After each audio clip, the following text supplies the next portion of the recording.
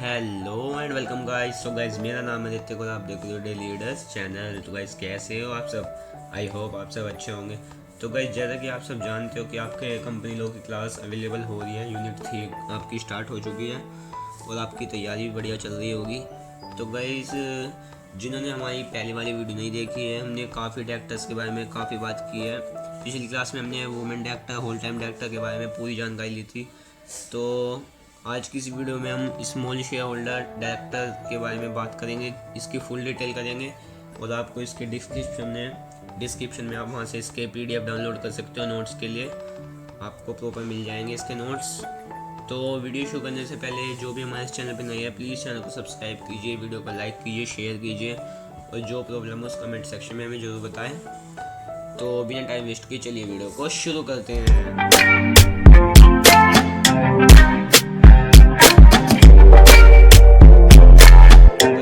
आज की इस वीडियो में हम स्मॉल शेयर होल्डर डायरेक्टर के बारे में फुल डिटेल करेंगे। वैसे नाम से आपको क्लियर हो रहा होगा स्मॉल शेयर होल्डर का। वैसे इसकी डिटेल देखेंगे। सबसे पहले बात करते हैं हम ये सेक्शन, कौन सा सेक्शन 151, सेक्शन 151 से बिलोंग कर रहा है। ठीक है, यानी कि सेक्शन 151 में इसकी बात कही गई है कि स्मॉल शेयर होल्डर डायरेक्टर कौन हो सकते हैं, कौन नहीं हो सकते। तो सबसे पहले बात करें तो भाई ये छोटे शेयर होल्डर का डायरेक्टर होता है। क्या छोटे, जो छोटे होते हैं ना, स्मॉल शेयर होल्डर होते हैं, उनका डायरेक्टर होता है। उनका डायरेक्टर अपॉइंट करने की बात करी जाएगी यहाँ पे। भाई ऐसे शेयर होल्डर या फिर ऐसे कोई भी पर्सन, मेंबर वगैरह जो भी 20,000 के शेयर्स लगा सके, इन्वेस्ट कर सके 20,000, कौन से नॉमिनल वैल्यू पर। यानी कि सबसे पहले आपको मैं दूसरी तरीके से बताऊँ तो हर चीज़ का पर्पस होता है। क्या हर चीज़ का एक पर्पस होता है ना। भाई हमने वुमेन डायरेक्टर करा, होल टाइम डायरेक्टर भी कर लिया, हर चीज़ का एक पर्पस था ना, पर्पस। तो इसके भी पर्पस के बारे में जानते हैं क्या है इसका पर्पस। लेकिन सबसे पहले बात करें तो हम ये सेक्शन लगता है लिस्टेड कंपनी पर। किस पे लगता है ये सेक्शन? एक लिस्टेड कंपनी पर, एप्लीकेबल टू लिस्टेड कंपनी। और दूसरी बात कहूँ तो मैं ये प्रोविज़न जो बना है ना, ये माइनर यानी कि जो माइनॉरिटी शेयर होल्डर होते हैं ना, जो माइनर या फिर माइनॉरिटी शेयर होल्डर होते हैं ना, जो छोटे लोग होते हैं ना, जैसे जो बहुत कम पैसा लगा पाते हैं, जैसे जो बहुत कम पैसा लगा पाते हैं कंपनी में इन्वेस्ट वगैरह में, या फिर कंपनी में जो बहुत स्मॉल अमाउंट लगा पाते हैं, या फिर कुछ भी कह सकते हो आप, उसे कम लगा सकते हैं, वो उनके इंटरेस्ट को ये प्रोटेक्ट करने के लिए बनाया जाता है स्मॉल शेयर होल्डर डायरेक्टर। उनके इंटरेस्ट को प्रोटेक्ट करता है। आई बात समझ में? यानी कि ऐसे शेयर होल्डर जो जैसे कि holding share of nominal value of 2000 और लेस और अदर सम एज प्रिस्क्राइब्ड, यानी कि जिसके होल्डिंग शेयर हो ना 20,000 या फिर उससे कम हो, उन्हीं को हम ऐसे डायरेक्टर कहते हैं। जो स्मॉल शेयर होल्डर का डायरेक्टर होता है ना, स्मॉल शेयर का डायरेक्टर होता है, उनको हम यही कहते हैं। यानी कि 20,000 से कम होनी चाहिए या फिर 20,000 उनके शेयर की वैल्यू। ठीक है गाइस, आगे देखते हैं इसके बारे में। यानी कि हम स्मॉल शेयर होल्डर की बात करें ना, ऐसे शेयर होल्डर जिनका उस लिस्टेड कंपनी पर इन्वेस्टमेंट कितना हो, 20,000 या उससे कम हो, या फिर इससे लेस हो। या तो 20,000 होना चाहिए या फिर उससे 20,000 से कम होना चाहिए। इन्वेस्टमेंट जो भी इन्वेस्ट है लिस्टेड कंपनी पर कम होना चाहिए। ठीक है, आगे देखते हैं। यानी 20,000 तो बता दिए भाई इन्वेस्ट, या तो इससे कम होना चाहिए या फिर 20,000 होना चाहिए। लेकिन वो ना जो 20,000 है ना, वो कौन सा नॉमिनल वैल्यू होना चाहिए, नॉमिनल वैल्यू पर, मार्केट वैल्यू नहीं। ये जो है ना, ये नॉमिनल वैल्यू पे होना चाहिए। यहाँ पे देखो, पढ़ भी सकते हैं हम इसको। नॉमिनल वैल्यू, ये holding share of nominal value of 20,000 और लेस और अदर सम एज प्रिस्क्राइब्ड, यानी कि ये नॉमिनल वैल्यू है ना जो है, इसके हिसाब से होनी चाहिए। ये 20,000 20 पे होनी चाहिए। ठीक है, आगे देखते हैं। भाई जैसे कि कोई भी होता है, कोई पर्सन होता है कि भाई उसको अपना नेता चाहिए, वो अपनी आवाज़ लगाते हैं कि भाई मेरे को ये हमारा नेता हमें ऐसा चाहिए। तो इसी में भी कुछ इस तरीके से ही बात करेंगे। देखिए ये सेक्शन जो है ना, ये सेक्शन तो लिस्टेड कंपनी की बात करता है, लेकिन एक ये रूल है आपका, कौन सा रूल नंबर 7, रूल 7 है ये आपका। ये बात करता है अपॉइंटमेंट, कंपनीज की अपॉइंटमेंट की, यानी कि जो भी स्मॉल शेयर होल्डर डायरेक्टर की अपॉइंटमेंट वगैरह है, जो भी क्वालिफिकेशन वगैरह है, वो रूल 7 में आता है। रूल 7 ये रूल 2014 के हिसाब से है। इस रूल के अंदर इसके अपॉइंटमेंट वगैरह सारे आते हैं। आगे देखते हैं इसके अपॉइंटमेंट वगैरह के बारे में बात करते हैं हम, क्या है देखते हैं। देखिए रूल 7 को पढ़े तो हम, रूल 7 क्या है, एक लिस्टेड कंपनी पे लगे। सबसे पहले तो बता दिया मैंने लिस्टेड कंपनी में। अब ये ना, अब भाई इनको ना डायरेक्टर चुनना है अपना स्मॉल शेयर होल्डर का। या तो ये नोटिस देगा, क्या, या तो ये लिस्टेड कंपनी जो भी है भाई, इन्हें अपना डायरेक्टर चुनना है, स्मॉल शेयर होल्डर का डायरेक्टर चुनना है ना इन्हें, तो या तो ये नोटिस देगा उन्हें, जो भी डायरेक्टर वगैरह होगा उसे, या तो नोटिस देगा, या फिर मैंने देखो सेकंड नंबर पे लिखा है वॉलंटरी, यानी कि या फिर ये खुद ही चुन सकता है, चाहे तो ये खुद चुन सकता है, लेकिन या फिर ये नोटिस दे सकता है। ठीक है, लेकिन नोटिस तो दे देगा। अब इसमें बात लिखी है, आगे देखे तो note less than 1000 small share holder, यानी कि कम से कम 1000 तो शेयर होल्डर होने चाहिए जो आवाज़ उठा रहे हैं ना कि हमें अपना नेता ऐसे चाहिए, यानी कि हमें अपना डायरेक्टर ऐसा चाहिए। कम से कम 1000 तो होने चाहिए।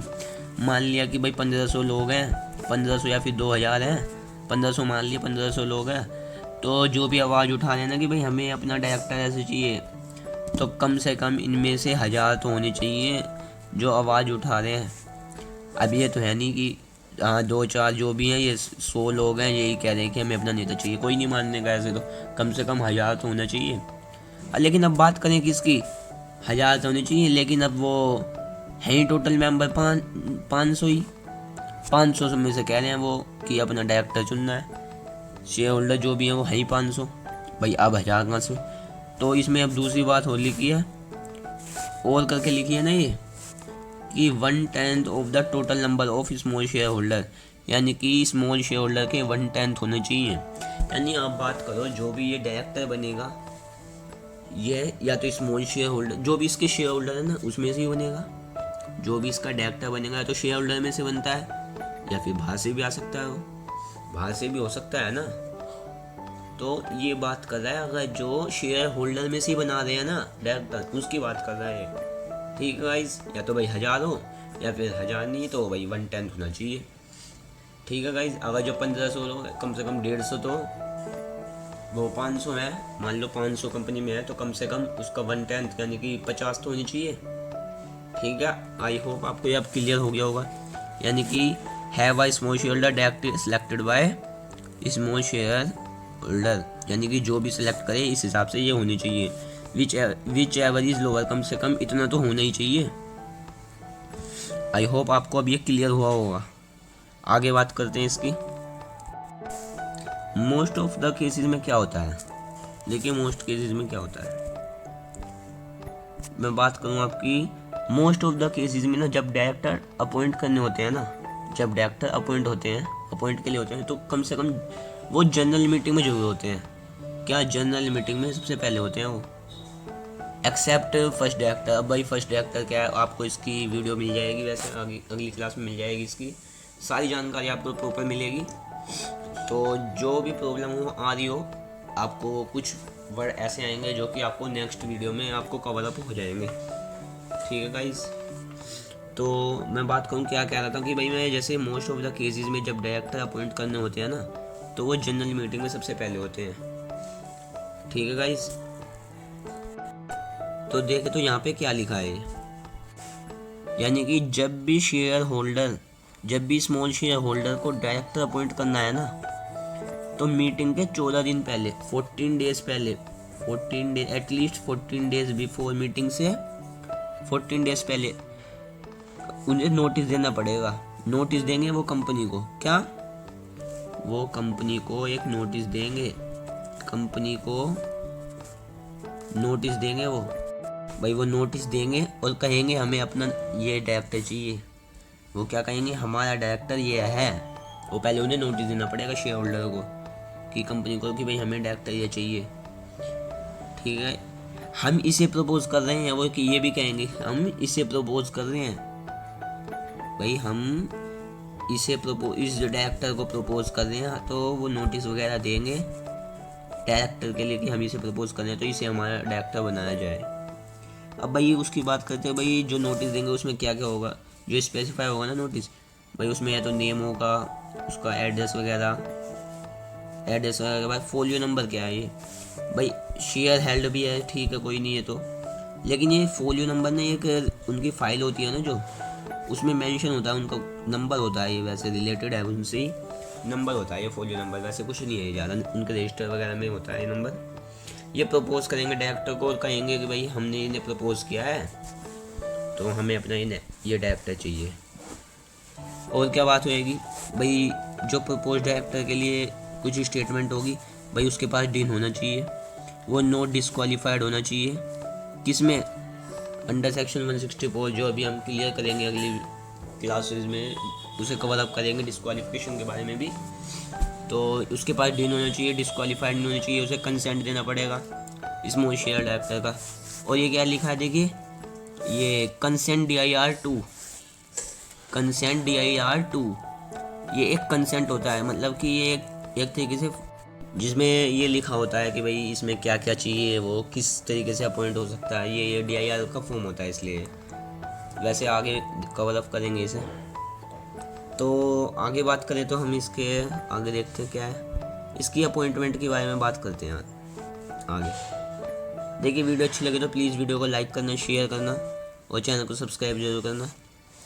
देखिए अब इसकी अपॉइंटमेंट की बात करें तो सबसे पहले भाई बात करते हैं कि हम ये सब्जेक्ट कौन सा भी है, ये सेक्शन 152 है, ये not liable to retire by rotation वाला भी केस देखेंगे क्या है क्या नहीं है, यानी जो भी है ना ये अपॉइंटमेंट तो इसमें बिलोंग नहीं करती है और ना ही रोटेशन के लिए ये लायबल है। अब बात करें तो इसकी अपॉइंटमेंट की, यानी कि ये ना एक बार अपॉइंट होगा, टेन्यूर यानी कि मैक्सिमम कंसेक्यूटिव 3 ईयर, यानी जो भी ये अपॉइंटमेंट होगी ना इसकी स्मॉल शेयर होल्डर डायरेक्टर की, ये कम से कम एक बार ही होगी, ज़्यादा से ज़्यादा एक बार अपॉइंटमेंट होगी इसकी, तो वो 3 साल तक ही रहेगा डायरेक्टर बन के, 3 साल तक वो डायरेक्टर बन के रहेगा, एक बार अपॉइंटमेंट होगी। और क्या लिखा है, नॉट एलिजिबल फॉर रीअपॉइंटमेंट, यानी कि इसकी रीअपॉइंटमेंट नहीं होगी, जो होगी बस 3 साल तक है। ठीक है गाइज, आगे देखें नीचे क्या लिखा है इसका, small share director can considered as independent can not be appointed if disqualified under section 164। आगे अभी देखते हैं क्या है ये, यानी स्मॉल शेयर होल्डर है ना जो, स्मॉल शेयर होल्डर का डायरेक्टर है ना जो, कैन बी अपॉइंटेड और इंडिपेंडेंट डायरेक्टर, यानी कि ये इंडिपेंडेंट डायरेक्टर हो सकता है क्या, हो सकता है। Small share director can be appointed on independent director, on the position of independent director, यानी कि share holder small share director can be an independent director if he fulfills section 146 subsection 6, section 146 subsection 6, 146 subsection 6, क्योंकि ये independent आपका independent director का आपका section है, fulfil करेगा ना, अगर जो ये सारी बातें इस सेक्शन से रिलेटेड सारी फुलफिल बातें करेगा तो ये भी इंडिपेंडेंट डायरेक्टर हो सकता है। और वो कहेगा कि मैं इस सेक्शन के क्राइटेरिया में डिस्क्वालीफाइड नहीं हूँ, यानी कि जो भी है ये 146 वाला है, इसमें कहेगा कि वो मैं इसमें डिस्क्वालीफाइड नहीं हूँ, इसलिए मैं वो बन सकता है डायरेक्टर। ठीक है गाइस, वो इंडिपेंडेंट डायरेक्टर भी बन सकता है अगर जो वो डिस्क्वालीफाइड ना हो इसमें। आगे बात करते हैं, देखते हैं क्या है भाई इसकी वैकेशंस बोले तो कि भाई क्या लिखा है ये देखिए, disqualified under section 164, disqualified under section 164, अगर वह डिस्क्वालीफाइड है ना अंडर सेक्शन 164 के अनुसार, कोई से भी उससे आपके लिए डिस्क्वालीफाई है ना वह, तो बाद में ना मान लो वो पहले नहीं था, वो जो स्मॉल शेयर होल्डर का डायरेक्टर है वो इंडिपेंडेंट डायरेक्टर बन गया, लेकिन वो बाद में तो डिस्क्वालीफाइड था नहीं, अब तो इंडिपेंडेंट डायरेक्टर बन गया मान लिया वो, लेकिन बाद में वो उसने कुछ भी करा डिस्क्वालीफाइड हो गया वो, डिस्क्वालीफाइड हो गया 164 के हिसाब से, तो उसे ऑफिस से छोड़ना होगा, उसे ऑफिस छोड़ना होगा 3 साल से पहले ही। 3 साल के लिए तो अपॉइंटमेंट होगी, अभी बताया था आपको कि 3 साल ज़्यादा 3 साल रह सकता है वो, लेकिन वो 3 साल से पहले छोड़ सकता है ऑफिस, छोड़ना पड़ेगा उसे, बल्कि अगर जो वो डिस्क्वालीफाइड हो जाता है बाद में। तो वैकेट्स की बात करें, अगर वो गलत काम वगैरह करता है ना, कुछ भी गलत काम, ऑफिस छोड़ना होगा जब भी गलत काम के लिए भी, यानी कि डिस्क्वालीफाइड भी हो गया और ये भी हो गया, यानी कि इसको ऑफिस छोड़ना होगा जो गलत काम करेगा। और cease to meet criteria of 149 subsection 6। वैसे एग्ज़ाम के पॉइंट ऑफ व्यू से ये वैकेशन ज़्यादा नहीं पूछा जाता, ओनली अपॉइंटमेंट वगैरह पूछ लेते हैं, उसकी शेयर होल्डर कैसे बन सकता है, कौन अपॉइंट करेगा, क्या हिसाब है, वो पूछ लेते हैं। ज़्यादातर ये वैकेशन वगैरह नहीं आती एग्ज़ाम के में।